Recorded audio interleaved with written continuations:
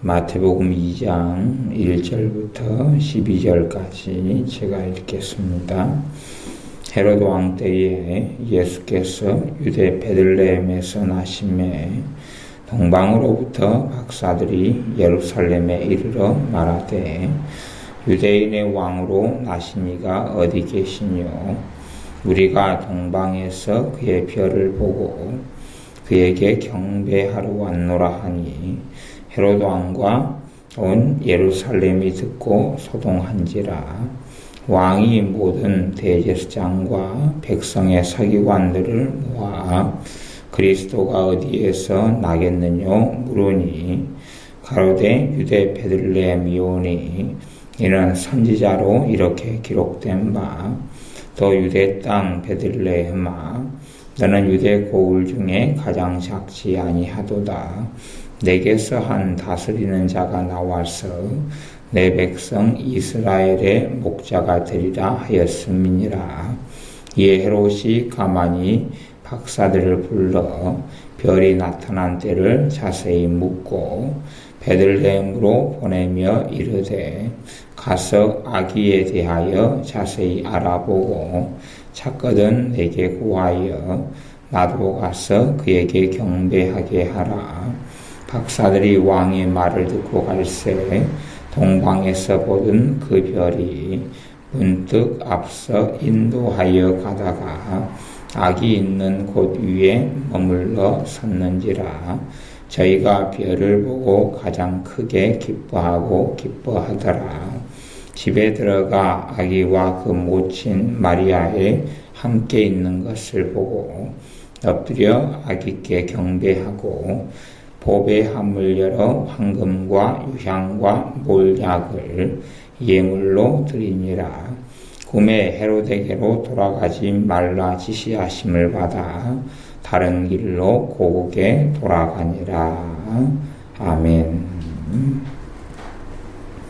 헤로드 왕 때에 동방으로부터 박사들이 예루살렘에 이르러 말하되 유대인의 왕으로 나신 이가 어디 계시뇨? 우리가 동방에서 그의 별을 보고 그에게 경배하러 왔노라. 옛날에는 이 점성술이 발달을 하기도 했습니다. 또 참 놀라운 것은 이 동방에서 박사들이 왔는데 별을 보고 왔다는 사실입니다. 그의 별을 보고 왔다. 참 놀라운 이야기입니다. 하나님의 놀라운 이 기적, 하나님의 놀라운 행하심. 일상적으로 이 별이라는 것은 크기가 어마어마합니다. 우리가 이 밤에 있는 별을 보면 보통 그 별이 가장 크고 밝다 아니면 뭐 그런 별, 반짝반짝 빛나는 별, 그런 별을 보면 이 지구하고는 상상이 안 되는 크기의 별이 많고 일반적으로는 저 태양의 인력을 통해서 이 지구 또 뭐 수금주와 목도 천해명 이렇게 말하는 행성들이 태양의 중심을 도는데 저 태양보다 대부분의 이 비치는 별이 훨씬 큽니다. 훨씬 크기도 할 뿐만 아니라 별하고 지구하고 떨어져 있는 거리는 가장 가까운 별이라 할지라도 상상할 수 없는 먼 거리에 있어요. 가령 뭐 빛의 속도로 비행기를 타고 간다. 빛의 속도로 우주선을 타고 그 별까지 날아간다. 그러면은 뭐 그냥 몇 년 가야지 도착할 정도. 물론 심지어 몇 년이 아니라 가장 가까운 것이라 할지라도 뭐 어떤 천문학자는 훨씬 더 오랜 기간을 이야기하기도 합니다. 그런데 그 별, 심지어 태양보다 더 클 수 있는 그 별, 일반적으로 다 태양보다 다 크다 그럽니다. 그런 별, 그 별, 주님의 별, 그의 별을 보고 주님의 별이 나타난 것이에요. 뭐 헨리의 성이다 이렇게 이런 걸로 말할 수가 없어요. 왜 그러냐면 그 주님의 별이 이 동방에서 온 박사들이 인도하여 왔거든요. 나중에 헤로드 왕에게 가서 동방에 온 박사들이 물어본 다음에 그 다음에 다시 어디로 가야 할까 나왔더니 주님의 별이 2장 9절에 보면 동방에서 보던 그 별이 문득 앞서 인도하여 가다가 악이 있는 곳 위에 머물러 섰는지라. 별이 쭉 인도해 가다가 멈추는 거예요. 그러니까 천문학적으로는 이 별을 관측하는 천문학의 입장에서는 전혀 가능하지 않은 이야기입니다. 불가능한 이야기인데 그게 하나님의 행하심과 운행하심이다 하는 사실입니다. 그리고 이 동방에서 온 박사들은 그분의 별을 알아보고 동방에서부터 유대인의 왕으로 나신 이를 경배하러 왔다. 그렇게 말씀합니다.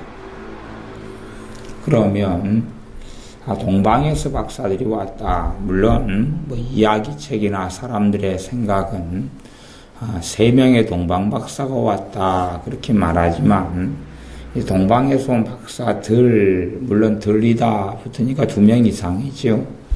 3명인지 몇 명인지는 성경에 기록되어 나오지는 않습니다. 어쨌든 2명 이상이 되는 박사들.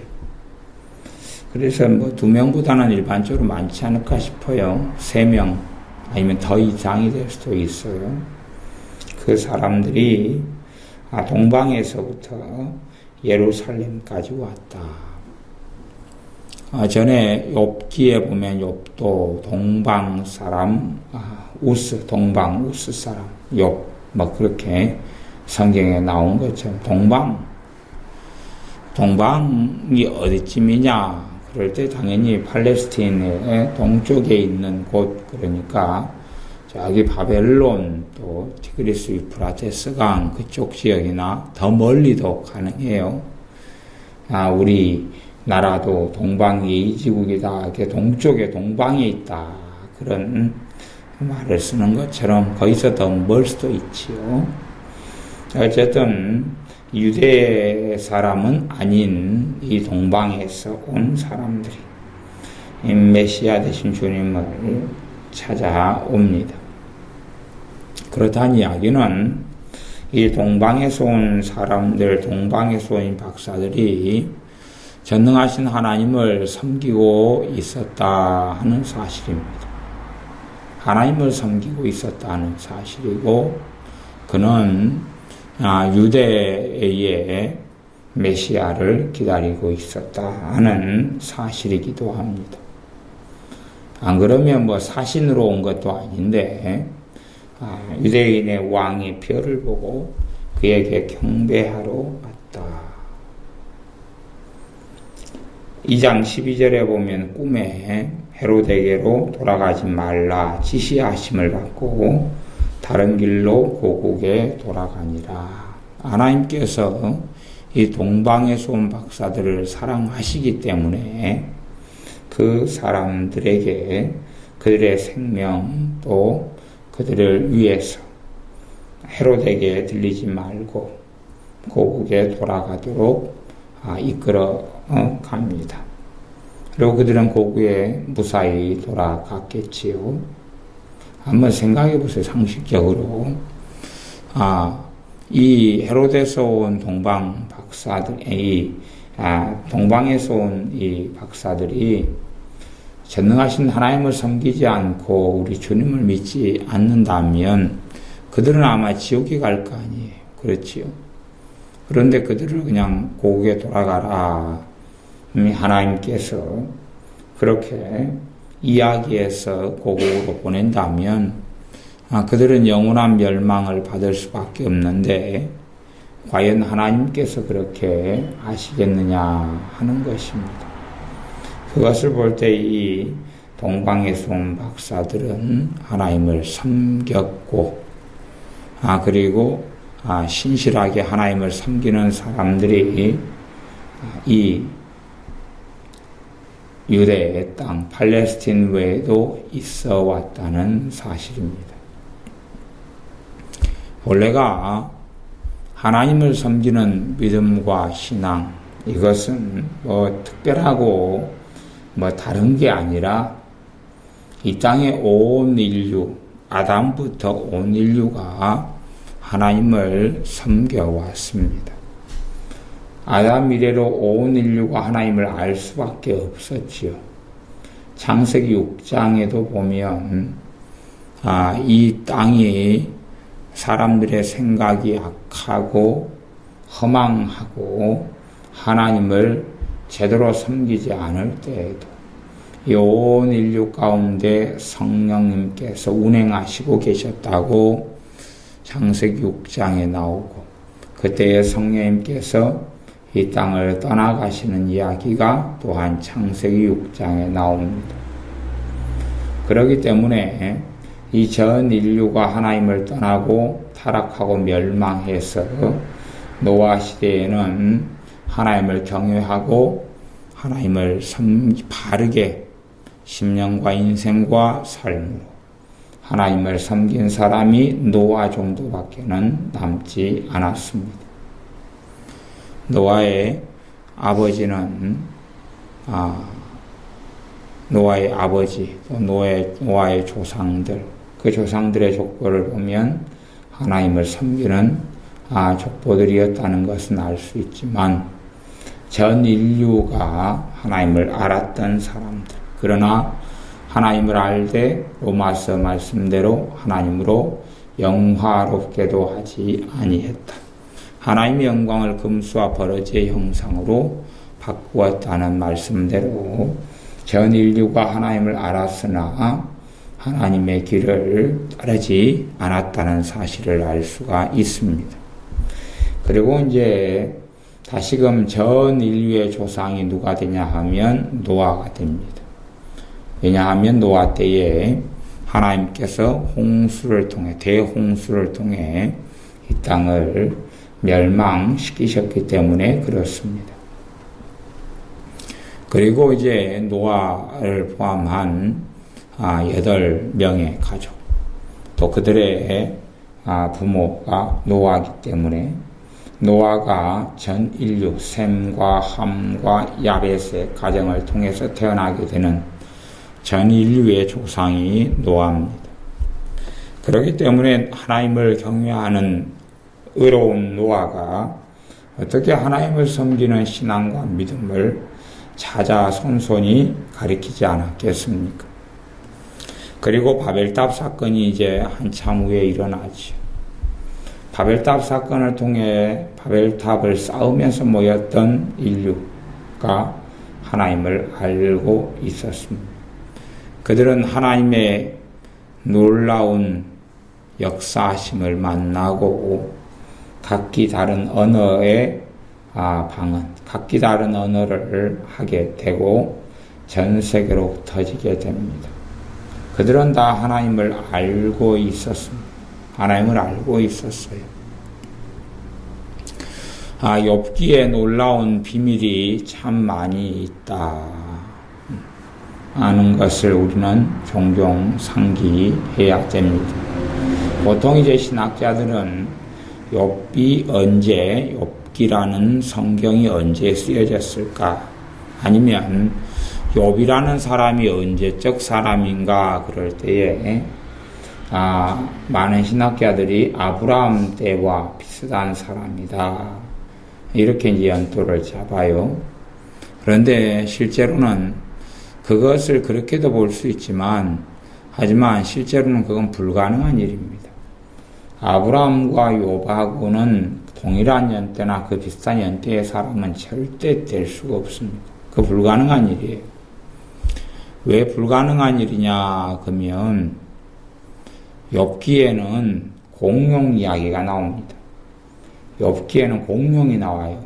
이게 욥의 시대에 공룡이 함께 공존했다는 것을 성경이 증명합니다. 증명해요. 느워야단이라든지 이제 하마나 아니면은 우리나라 한글 성경으로는 그런 식으로 번역이 되어 있는, 또 심지어 악어 이렇게 번역되기도 하고, 이런 번역된 단어들이 다 사람이 만들어낸 틀린 단어다 그랬죠.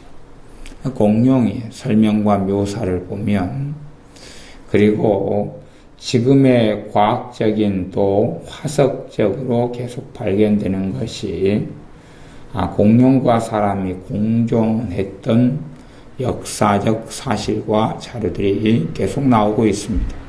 증거는 화석, 또 이 발자국들이 찍힌 것의 연도를 계산하는 그러한 것부터 시작해서 그렇지요. 참 과학이 어설프게 발달했을 때는 진화론이 힘을 잃고 진화론이 인정을 받아왔습니다. 그러나 과학이 더 깊이 발달하는 요즘에 와서는 진화론의 내용들이 다 틀리고 인정될 수 없는 단지 이상향과 학설에 불과하다는 것이 과학이 점점 발달하니까 드러나게 됩니다. 과거에 과학이 어설프게 발달했을 때는 진화론을 주장하는 사람들의 주장을 많은 인류가 믿고 하나님을 섬기는 믿음, 예수님을 믿는 믿음, 하나님의 말씀을 그냥 어리석은 신화적인 것으로 취급하고 하나님을 떠난 사람들이 너무 많았습니다. 다윈의 진화론을 쫓아서 하나님을 떠나고, 다윈의 진화론은 성경을 거짓 것으로 이렇게 말하고 인정하도록 가리키는 인간의 어리석음의 결과, 하나님을 섬기시라는 마음에 다윗의 진화론이 굉장히 맞았던 거지요. 그래서 어설픈 과학이 발달했을 때는 정말로 많은 하나님을 섬겨왔던 사람이 시험에 들어서 하나님을 떠났었습니다. 물론 지금 과학이 깊게 발달할 때는 진화론이 얼마나 허구며 창조주가 계시다는 것이 밝혀지고 있습니다. 그러나 유감스럽게도 그런 과학적인 사실들을 인정하지 않으려는 과학자들, 인정하지 않으려는 인류는 끊임없이 그런 사실에 반론하고 대항하고 싸우는 것을 볼 수가 있습니다.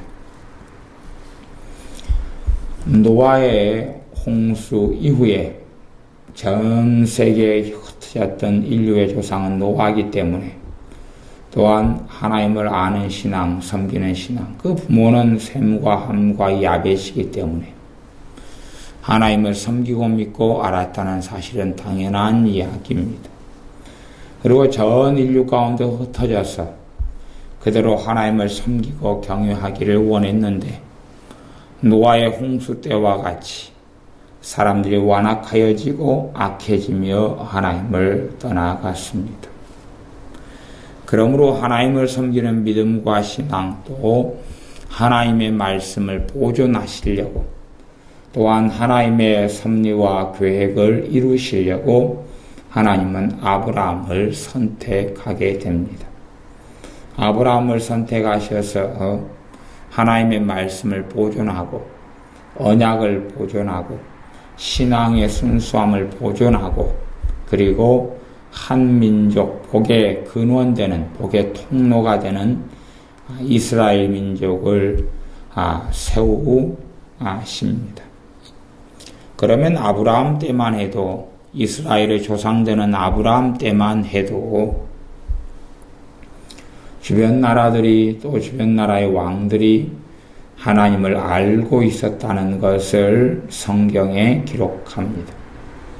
심지어 아브라함에게 11조를 받았던 살렘 왕 멜기세덱이 등장할 때도 그는 실존하는 예루살렘 살렘의 왕이었고, 그리고 11조를 받았는데 그는 영원한 하나님의 대제사장이었다 그럽니다. 멜기세덱 입장에서 자기가 살렘의 왕인데 자기만 하나님을 알았겠느냐 하는 것입니다. 이 높은 자가 낮은 자에게 복을 빌지 않느냐라고 성경이 증명하는 것처럼 살렘 왕의 믿음과 신앙, 멜기세덱의 믿음과 신앙, 물론 멜기세덱에 대한 것은 신비에 감추져 있는 내용이 많지만 겉으로만 조금 본다 그래도 아브라함보다는 훨씬 하나님을 가까이 알고 하나님을 섬기는 사람이었고, 아브라함이 대제사장이 아니라 이 멜기세덱이 하나님의 대제사장이었다고 성경에 기록합니다. 또한 아브라함 시대에 많은 주변의 왕들이나 민족들이, 사람들이 하나님을 알고 있었다는 기록들이 종종 등장하지요. 그것만이 아니라 나중에 아브라함 후로부터 400년, 500년이 흐른 다음에 종살이 400년, 430년간 이 아브라함의 후손이 애굽 땅에서 종살이를 하지요. 그 다음에 이제 출애굽한 후에 모세가 이끌어갈 때에 그때에 선지자 하나가 등장하는데 발람 선지자입니다. 발람 선지자는 이방 사람이었죠. 이방 사람이지만 선지자였습니다. 선지자. 성령님께서 임하였던 선지자.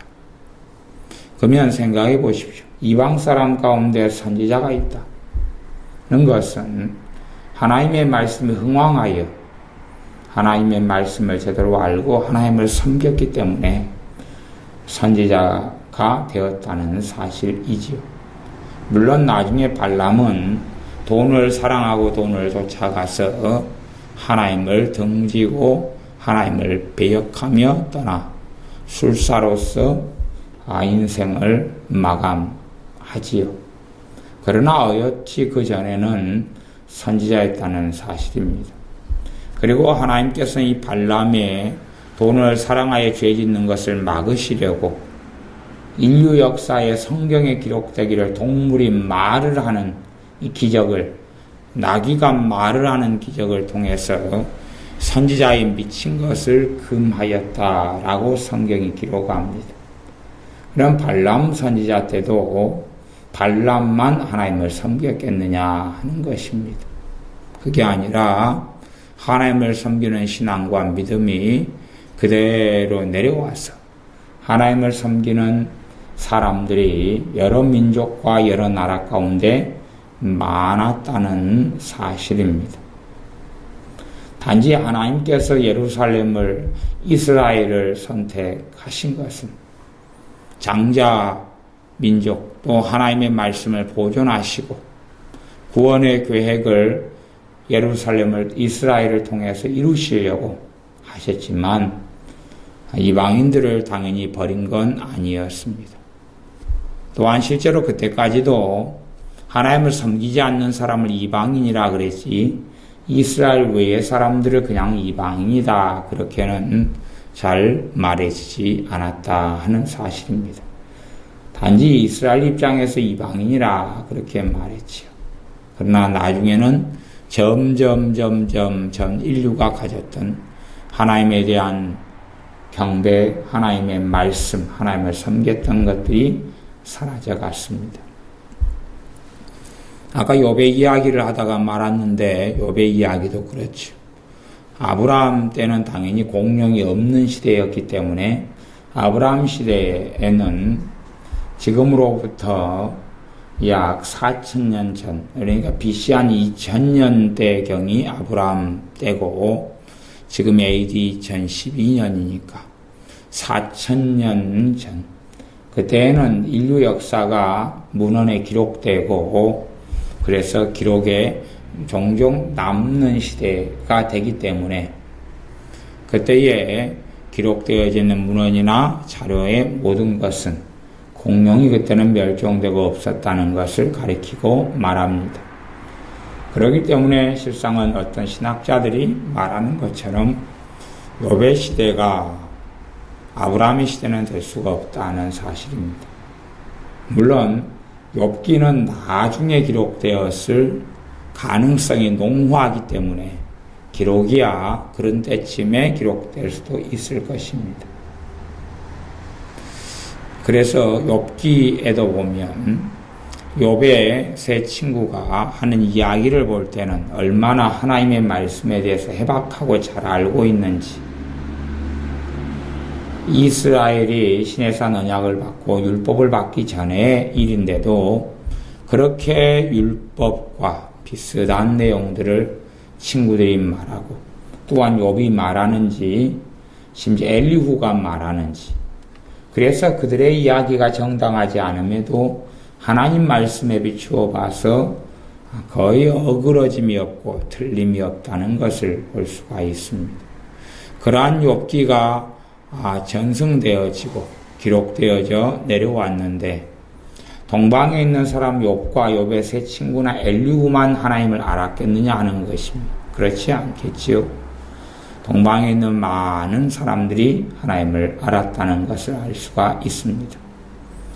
그 당시에 욥의 경우 같은 경우는 욥의 자녀들로 하여금 하나님께 예배하고 제사하게 하였는데, 특별히 따로 제사장이나 누가 있었던 게 아니고 각자가 그렇게 제단을 쌓고 하나님을 섬겼다는 사실을 알 수가 있죠. 그렇게 이제 하나님을 섬기는 신앙과 믿음이 계속 흘러오고 흘러와서 동방 사람 가운데서도 하나님을 경외하는 사람이 그대로 남아 있었던 것이죠. 아니면 단순하게 그렇게 볼 수도 있습니다.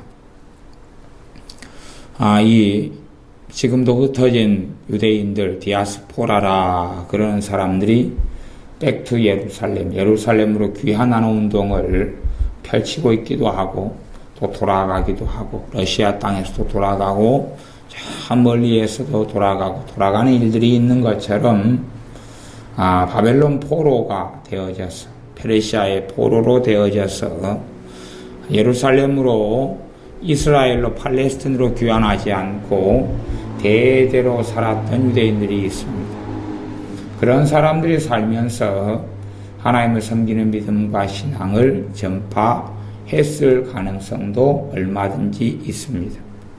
그러나 저는 개인적으로 그런 가능성의 비중을 두기보다는 로마서에나 보면 전 인류의 역사를 추적하여 올라가면 하나님을 부인할 수 없다 하는 말씀처럼 하나님을 섬기는 신앙과 믿음이 이 한반도에도 계속 이렇게 오염되고 변질되었지만 내려왔던 것처럼 전 인류의 역사 가운데 하나님을 섬기는 신앙과 흔적을 아무리 지우려 해도 지울 수 없는 부분들이 있었다 하는 것입니다.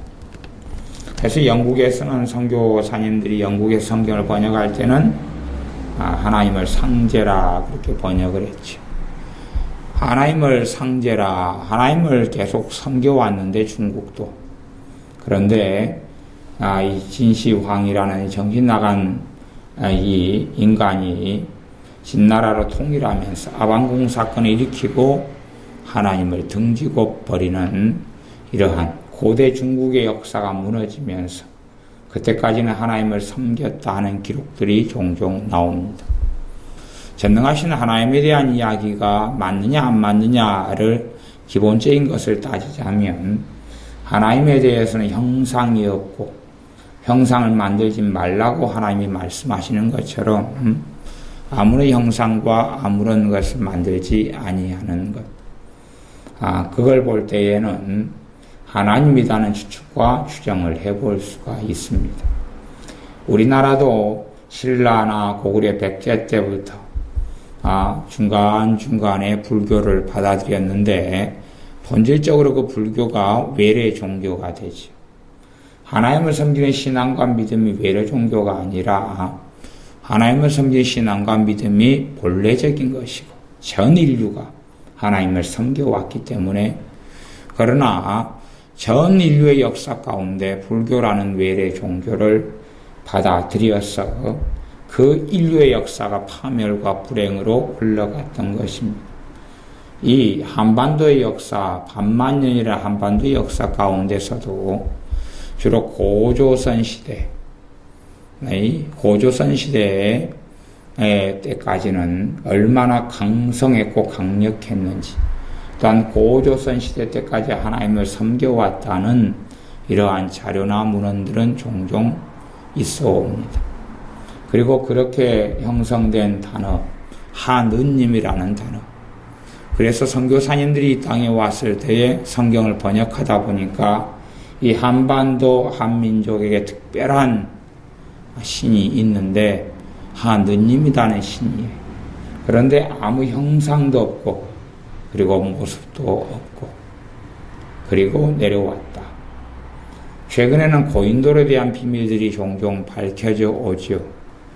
이 한민족의 역사를 쓰는 역사학자들은 고인돌을 주로 무덤이다 그렇게 해석하고 접어버리고 끝내지만, 그러나 과연 고인돌이 무덤이었느냐, 그런 식의 무덤이 가능하냐, 돌 2개를 세우고 그 위에 사람 손으로 다듬지 않은 돌을 얹는 그런 것이 과연 또 무덤이냐. 간혹 가다가 고인돌 근처에서 사람의 뼈가 발견되기 때문에 그를 근거로 고인돌의 무덤이라고 추측하지만, 어찌 돌을 기둥을 2개 세우고 그 위에 돌판을 얹어놓는 것이 무덤이 된다는 가당치 않은 학설을 어떻게 제기할 수 있겠느냐 하는 것입니다. 그리고 볼 때에 이제 합당하고 설명 가능한 이론은 고인돌이 하나님께 예배하고 제사하는 제단이었다 하는 사실이 제기가 되어집니다. 그리고 이 고인돌은 이 한반도 땅에가 전 세계 어디보다 가장 많지요. 그런데 이 고인돌은 거의 대부분 세워진 것이 동해 때도 옥저 때도 그렇지만 그런 어떤 시기 전으로 주로 거슬러 올라갑니다. 외래종교인 불교를 받아들이면서부터 한반도 이 5천년 역사 가운데 가장 비참하고 외세 침략을 많이 받고 가난하고 빈궁한 나라로 이 한민족의 역사가 전락합니다. 이 동방박사들이 그런 면에서 하나님을 섬기고 하나님을 아는 민족과 사람들이 존재해 왔다는 것을 알 수가 있죠. 알 수가 있습니다. 그래서 이 동방에 있는 박사들의 존재는 참으로 놀라운 것이고, 하나님의 말씀을 보존하고 하나님을 섬기는 사람들이 곳곳에 있어 왔고, 또한 하나님을 믿는 신앙을 보존하고 있었다는 것을 알 수가 있습니다. 이 동방 박사들로 하여금 하나님께서 별이 지구보다 작지 않다 그랬죠, 일반적으로. 그래서 우리 주님을 나신 걸 축하하게 하고 경배하게 합니다. 이방인들이 와서 경배하죠. 2종류의 사람들이 주님을 경배했는데, 한 종류의 사람은 양을 치던 목자, 목동들, 양치기 하는 가장 비천한 처지와 위치에 있었던 목자들, 또 한 부류의 사람은 이 이방 사람들, 이방 사람, 동방 박사들, 그 사람들이 우리 주님의 나심을 경배하고 축하했습니다. 참으로 놀라운 것은 이 헤로드 왕이 2장 4절에 보면 모든 대제사장과 백성의 서기관들을 모았다. 백성의 서기관들은 하나님의 말씀을 아는 사람, 맡은 사람, 율법학자들이 서기관들인데, 그들도 메시아께서 주님께서 이 땅에 오셨으나 알지 못했다는 것이죠. 자기 땅에 오매, 요한복음 1장의 말씀대로 자기 땅에 오매 백성들이 영접치 아니하였더라. 알지도 못했고 관심도 없었다는 사실입니다. 많은 이들이 참된 신앙에 관심 있는 게 아니라 종교에가 관심이 있고, 그리고 주님의 오심을 기다리기보다는 연구하고 학자가 되고 지식을 얻는 데 관심이 있는 사람들처럼 주님이 오셨음에도 주님의 오심을 알지 못하는 희한한 일들이 있어 왔습니다. 동방 박사들이 하나님을 경외했고 유대인의 왕으로 나신 우리 주 예수 그리스도를 기다렸기 때문에 그들에게 별을 통해 인도하시고 가르쳐 주시고 고국으로 돌아가는 것도 이끌어 가신 전능하신 아버지 하나님께서 하나님을 경외하고 찾는 사람들이라면 주님의 나심을 알려주시는데, 이 유대 땅, 또 팔레스틴 유대인들 가운데는 하나님을 찾고 경외하는 사람들이 거의 없었다는 사실입니다. 나중에 이제 소수의 사람들이 나오는데 사가랴와 엘리사벳, 안나 선지자, 시므온 선지자, 그런 소수의 사람들만, 또 마리아, 이런 소수의 사람들만 하나님을 경외하고 찾은 것으로 성경이 기록되고 나옵니다. 그만큼 이 유대 사람들이라 할지라도 마음이 하나님에게서 그만큼 멀었고 거리가 멀었다. 당시에 또한 이 종교계, 유대교를 잡고 있었던 유대교의 지도자들, 대제사장들은 얼마나 어리석으며 서기관들이나 또 중심됐던 바리새파 사람들, 사두개파 사람들이 종교의 지도자들인데, 유대교의 지도자들인데 그들이 얼마나 어리석고 악한지는 주님의 말씀의 선포와 재앙의 선포를 통해 주님의 꾸짖으심을 통해서 알 수가 있습니다. 이 동방에 있는 박사들이 하나님을 섬기고 경외하고 경배하러, 우리 주님을 경외하러 경배하러 와서 경배하고 돌아갑니다. 이것을 통해서 하나님께서 보여주시는 몇 가지 사실이 있는데, 그것은 우리 주 예수님께서 단지 유대인의 왕만이 아니라 전 인류의 왕이시라는 사실입니다. 또한 유대 하는 말은 동일한 말로 이스라엘이다 하는 말로 바꿀 수가 있지요. 그래서 로마서를 사도 바울이 기록하면서 유대 사람이라고 자꾸 하지 않고 이스라엘이라 이렇게 자꾸만 일컬어 이야기합니다. 그러면 이스라엘 왕으로 주님께서 이 땅에 오셨는데, 당시에 이제 그 이스라엘의 이름을 유대라 그렇게 말했기 때문에 유대인의 왕 이렇게 주님의 팻말에 기록되지만 본질적으로는 이스라엘의 왕, 그 말이지요. 이스라엘의 왕, 통합된 이스라엘의 왕. 이스라엘의 왕이고 예수님을 믿는 사람들을 뭐라고 이야기하냐 그러면 참 감람나무에 접붙인 아브라함의 자손이다 그렇게 이야기합니다. 아브라함의 자손이다. 믿음을 통하여 믿음의 조상된 아브라함을 따라 주님을 믿는 사람을 아브라함의 후손이다, 자손이다 그러고 그들을 또한 이스라엘이다 로마서는 말씀합니다. 개체신학 그런 이야기가 아닙니다. 실제로 지금의 유대 땅에 있는 이스라엘 민족이라 할지라도 대부분은 아직 주님을 섬기지 않고 주님께 돌아오지 않았습니다. 그들은 단지 육신적으로 이스라엘일 뿐이고 하나님의 자녀도 백성도 예수님의 사람도 아닌 것이지요. 육신적인 이스라엘이 반드시 주님께 돌아와 영적인 이스라엘이 되어야 됩니다. 그래서 이 유대인이라는 사람들이 이방인이었다가 하나님께 예수님을 통하여 돌아온 사람들인 영적 이스라엘과 하나가 되는 것을 주님은 원하시고 기다리고 계실 것입니다.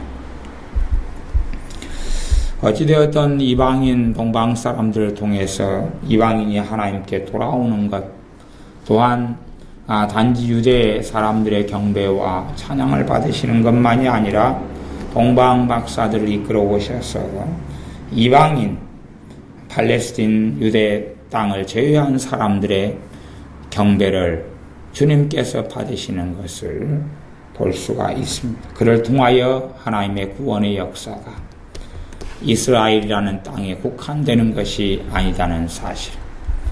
갈릴리에 대해서도 나중에 다른 말씀에는 갈릴리에 하나님의 빛이 비추었다라고 이방 땅에 대한 이야기가 나옵니다. 자, 이방의 갈릴리여. 갈릴리가 본질적으로 이방 땅에 들어가는 지역인데 많은 유대인들이 먹고 살기 위해서 그까지 그렇게 멀리 흩어졌습니다.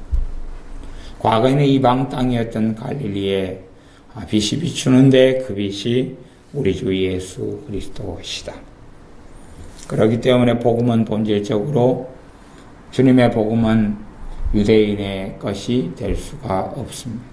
주님의 복음은 전 인류를 위한 복음, 세상 죄를 지고 가는 하나님의 어린 양 되신 주님이시지 유대인의 죄만을 짊어지고 가신 분이 아닙니다.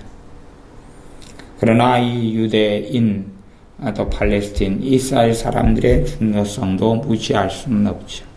그들의 가치가 어디 있느냐 하면서 사도 바울이 로마서에 기록했던 대로 하나님의 말씀을 맡아왔고 언약을 맡아왔고 전 인류를 대신해서 하나님과 언약을 맺었던 그런 백성이기 때문에 하나님의 구원 역사에 있어서는 언젠가는 돌아와야 될 하나님을 떠난 하나님의 백성이 유대인이고 이스라엘이 될 것입니다. 기도하겠습니다. 아버지 하나님, 전 인류 역사 가운데 하나님께서 믿음과 신앙을 보존해 오시는 인류 역사를 듣고 봅니다. 많은 민족들이, 많은 나라가, 많은 족속들이 하나님을 역사 이래로 섬겨오다가 떠나왔지만 이 동방 박사들처럼 하나님을 섬기는 신앙과 믿음을 보존하고 지켜오는 하나님의 사람들이 있어 왔음에 감사를 드립니다. 하나님께서 이 마지막 시대에 전 인류의 눈을 열어주셔서 그들의 역사의 발자취를 돌아보게 하시고 과거 선조들로부터 하나님을 섬겨왔다는 사실을 하나님이 이 역사 가운데 숨겨놓은 이 비밀들이 과학이 발전하고 고고학이 발전함에 따라 드러나게 축복하여 주옵소서. 드러나게 은혜와 복을 주셔서 전 인류가 하나님께 더 빨리 신속히 돌아오는 그러한 지혜와 그러한 사실들이 있어서 완악하고 강팍한 인류 역사의 마음이 하나님께 돌아오는데 부드러워질 수 있도록 역사에 숨겨진 것들을 드러내어 주옵소서. 과학을 더 많이 하나님께서 사용하여 주셔서 얼마나 허구적인 진화론이 판을 치는데 그것이 어리석으며 악한 것인지 더 드러내어 주셔서 더 많이 주님께 아버지 하나님께 돌아올 사람들이 있게 하여 주옵소서. 역사의 주관자가 전능하신 하나님이신 것을 찬양하며 경배합니다. 사람이 무엇이라 할지라도 역사를 전능하신 아버지께서 이끌어 가시오매 이 역사 속에 구원 역사를 이루시고 이방인이었던 우리들을 불러주신 것을 감사를 드립니다. 우리만이 아니라 아직 주님을 알지 못하는 우리의 북한의 동포들과 노예 생활하는 동포들, 또한 이슬람에 빠져있는 17억이 넘는 어리석은 우매한 사람들, 인도의 힌두교에 빠져있는 10억이 넘는 백성들, 또한 중국의 13억이 넘는 하나님을 알지 못하는 그러한 10억 이상의 사람들, 이 동남아시아에서 우상에 숭배하며 어리석은 인생을 사는 사람들, 무수히 많은 사람들이 하나님께 다시 돌아와야 됩니다. 그리하오니 다시금 복음을 가지고 뜨거운 심장을 가지고 전 인류 가운데 복음을 증거하러 떠날 수 있도록 뜨거운 심장을 가진 주의 청년들을 이 한반도 땅에서 일으켜 주옵소서.